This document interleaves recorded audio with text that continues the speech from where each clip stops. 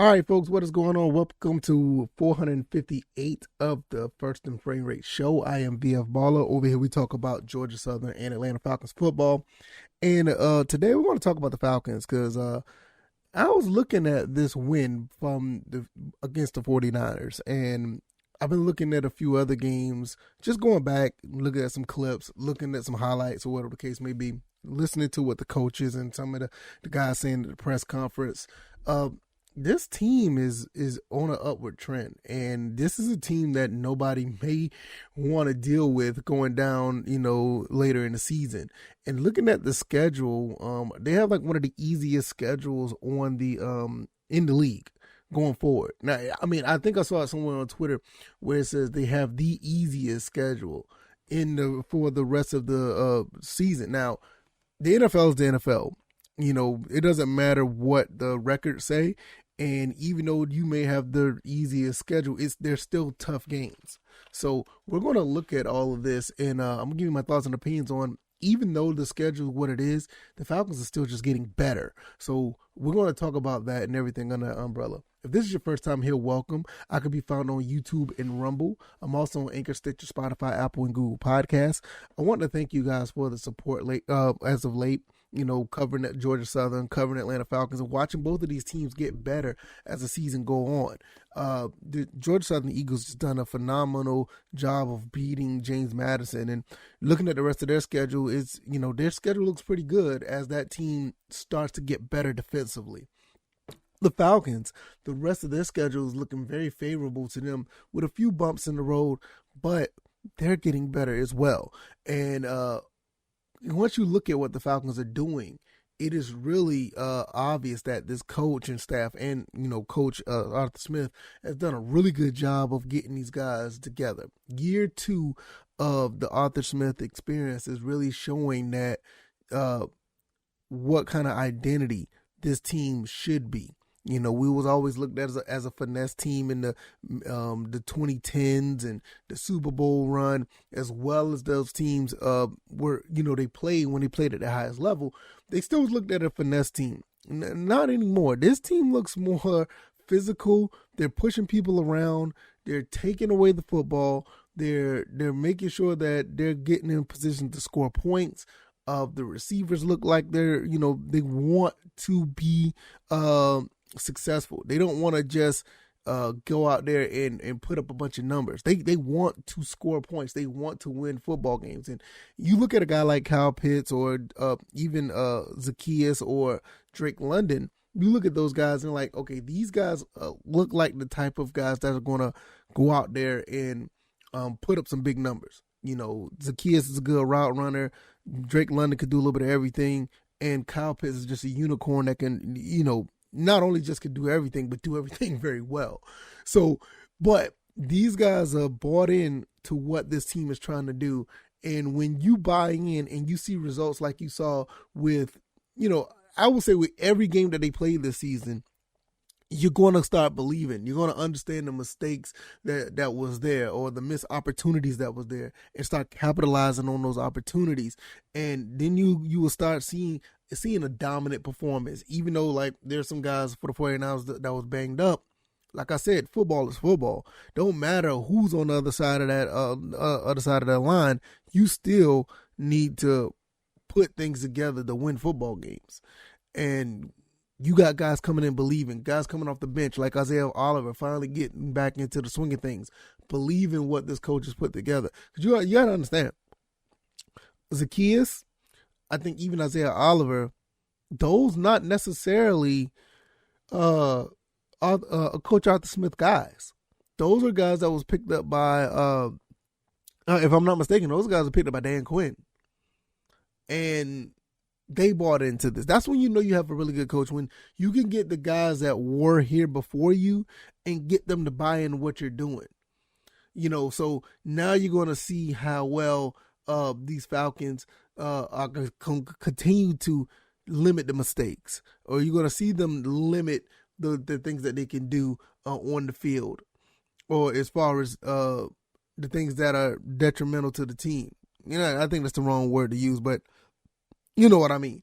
Things that are not productive, missing assignments or whatever the case may be. These guys are playing a little bit more sound and a little more disciplined to where you can see them beat an NFC team that a lot of people thought that were going to be, on the upper echelon of, the NFC, of the conference. The Tampa Bay Buccaneers, how well they played them. And don't even want to get into what happened in that game once again. Even coming back against the Rams. The Rams were the defending Super Bowl champs. Now a lot of people saying, oh, these teams aren't that good. No, it's not. I don't think these teams are not that good. I think they're still just as talented as they were last year. It comes a time where certain teams just get better. And when other teams get better, those teams that was at the top aren't going to look as good as they did. But make no mistake, these teams have the talent. People were just talking about the Buccaneers and how well, they're well coached and they got a good offense and defense, and you got players out there who can do things. The Buccaneers just lost to the Steelers. And it's not a knock on the Steelers, but you're supposed to be a better team than the Steelers. Kenny Pickett, Mitch Trubisky, really? You know what I'm saying? So it when you look at those things, like, you got teams that are on the come up that are being coached up to play well. And when you look at the Falcons, that's exactly what's happening here.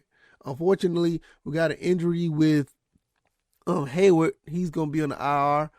But you got Hall coming in. Hall played pretty well. Good pass breakup in the game. And you just have to understand that it's about the players, but it's also a combination of coaching. There's one thing about football that I love. It is a conglomerate of good coaching, good coordinators, and good players.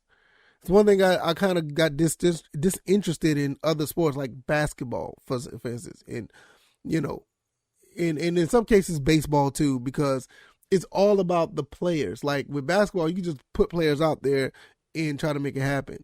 Yeah, the coach gets the credit, but we know who runs the show when it comes to the NBA.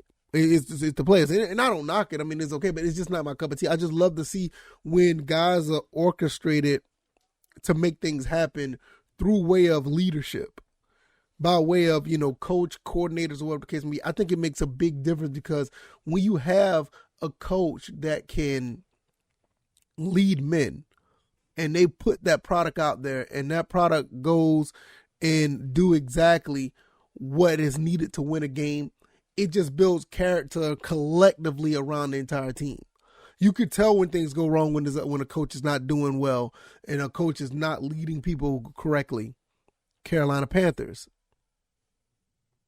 You see how that goes. But when you have a coach that gets guys to buying in and guys that are willing to put things together, and even us at 3-3, you see what they're doing. You have to understand these 3 losses that they have was a combined of 4, 6. There was a combined of 10 points. One game you lost by 1, the other one lost by 4, and the other one you lost by 6. 1 or 2 plays, and literally with the Buccaneers game, 1 or 2 plays could swing that entire game around. The Rams game, 1 or 2 plays could swing that game around. Marcus Mariota's got a lot better with not turning the ball over, but you don't turn the ball over at the Rams and possibly score a touchdown there, we're winning that game.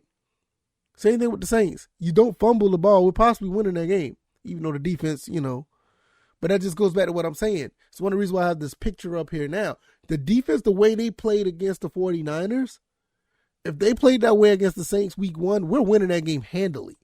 Because the Saints had no business being in that game. We were pushing that team around. And you got a team like this that plays defense like this against the 49ers, we win that game. The Rams, we showed up and played some good defense in that game, punched the ball out, got an interception, and we came back and it was almost about to win that game. And the Buccaneers, do I need to talk about that game again? But that's what I'm saying. Like the coaches, Dean Pease, Arthur Smith is getting these guys to buy in. They're getting these guys to do something that they in some cases probably thought that they weren't necessarily capable of doing, or they probably didn't see the vision to do it. So now we're looking at the rest of the schedule. Going to the Bengals, they play the Panthers, play the Chargers, play the Panthers again. There's no reason for us to lose to the Panthers at all. I'm going to be quite honest. There's no reason to lose to the Panthers. And you look at the other games, the Bengals and the Chargers. The Chargers may be the toughest game. I think the Bengals are good, don't get me wrong, but I think we can get them at the line of scrimmage. I don't see that offensive line holding Joe Burrow up as long to make efficient passes. The Chargers is going to be a problem. I mean, you got Justin Herbert. I mean, he's one of the top upcoming young quarterbacks, and the way that team plays, it's going to be tough. Even though we're playing at home, it's still going to be tough. But if we can come with a game plan like we did against the 49ers, I think we'll be okay. But there's no reason for us to lose to the Panthers. Not now. I don't see that. Not at all. We should beat the Panthers twice. And to be quite honest, we're going to be on a pretty good run. You look at the rest of the schedule. I don't want to get too far ahead. I'm just going 4 games at a time. You look at the Bears, the Commanders, the Steelers, the Saints again, the Ravens, Cardinals, Buccaneers at the end of the season. Like I said earlier, there's been a report side that we had like the easiest schedule for the rest of the season. It could be, you can make a case that we may lose maybe 2 more games. And like I said, I don't want to get too far ahead, but I'm just going to do 4 games at a time. I mean, you're looking at the Chargers, maybe the Ravens, maybe the Buccaneers. We may get swept by the Buccaneers, maybe. And that's a big maybe for the Buccaneers game because I don't know what type of team Tampa Bay is going to be looking like at the end of the season. Yeah, I just have no idea. But I'm looking at the Chargers. I'm looking at the Ravens, maybe. I mean, I ain't going to say maybe. I think those are legitimate possibilities. But the rest of these teams, look, everybody, we may be looking at 11 and, we may be looking at a 12-5 season. Seriously. 11-6. Now, I'm not joking when I look at this. And I did say I like to take the thing 4 games at a time, but when I look at these teams, I'm like, wait a minute. The Falcons are really trending upward because of this. So I don't know. It kind of got me a little excited because even with the slight injuries, I think AJ Terrell has a thigh injury. Hayward is going to be out, probably going to need surgery. You got a few guys that are banged up. Cordell Patterson's supposed to be coming back. Even though with the rushing attack, quick thing on that, I think we're number 3 in the league in rushing, which is amazing. Kudos to the offensive line. I didn't think that the offensive line will hold up this well, let alone, being able to keep Mariota upright as well as run the ball. Whoever's the offensive line coach of this team, whoever he is, kudos. Because, the offensive line was like abysmal last year, and now we have one of the best in the league. That just goes back to good coaching, man. This just goes back to good coaching. Like I said, when you have a coach that can coach these guys into believing in what they're capable of doing and watch them manifest to, it just creates it creates a good culture for the team. And that trickles out to the fans. And the fan base gets, a more of a level-headed situation or a level-headed thought process of what this team is about. Instead of fussing about expectations or fussing about what we should do, we're understanding what they can do. And when we know what they can do, we expect to see that. Not expecting what they should do, we should expect what they can do. And that may sound crazy, but it makes a big difference. It really does. So I'm really excited about this. Looking at the rest of this team going forward, we look like we're going to be in pretty good shape. Like we're going to be in really good shape. I really like what's going on here. This is pretty cool. Like all seriousness. I don't have anything else to say. You guys let me know. Is the Falcons trending upward? Let me know. If you like this commentary, hit the like button. Share this podcast. Subscribe to the channel if you haven't already. Falcons, 3-3 right now. The next 4 games look like they can go once again 3-1. And you look at the rest of the schedule, this could be a situation where they may lose 3 games left for the rest of the season. If they continue to play like they played against the 49ers.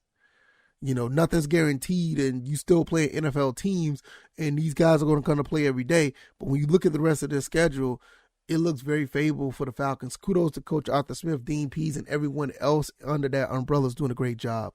I'm going to get up out of here. I got a lot of stuff to do. If you're not looking at this game room / studio, it is a mess in here. If you're watching on YouTube and Rumble, if you're on Anchor, Stitcher, Spotify, Google, and Apple Podcasts, you can go check out the visuals of this show. It's not the worst, but it is a mess in here, and I need to clean that up, and got some other things I need to be doing that's going to be trending or coming down the pipe, not only for this channel but my other channel as well. All right, y'all, I'm gonna get out of here. Y'all guys have a blessed Wednesday. Enjoy your day. The weekend's almost here. It's all downhill from here. All right, y'all take it easy. Y'all be blessed. Peace.